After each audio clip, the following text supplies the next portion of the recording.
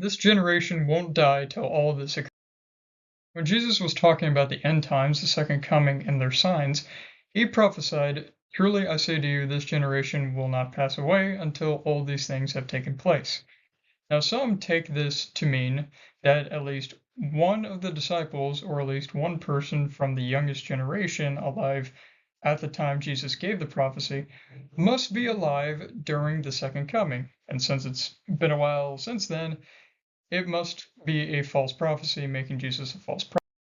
However, this couldn't have been what Jesus meant, because it would be a contradiction to his not much earlier claim that no one can know when the second coming will be.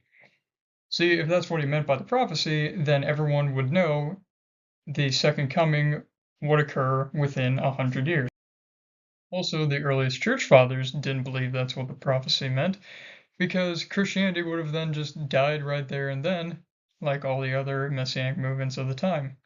But instead, there are unbroken chains of discipleship going past the 150s.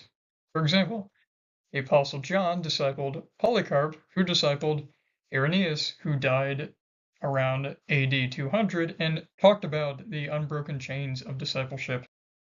And the early church fathers didn't need to change their views of the end times and when the second coming was to occur. There's no record of it, unlike with others. For example, the Millerites had a prophecy that the second coming would occur sometime from 1943 to 44. However, they failed. And then sometime after that, they finally realized that you can't know when the second coming will be, as Jesus said. Another example, the Jehovah's Witnesses had a failed 1914 second coming prophecy, and then claimed that it actually did occur but was invisible, but didn't claim this until after a 1925 prophecy fail. Now, what Jesus actually meant by the prophecy was that the signs of the end times and second coming would occur before that generation passed. This is according to his statement just before that one. Quote, "So also, when you see all these things taking place, you know that he and the kingdom of God are near at the very gates."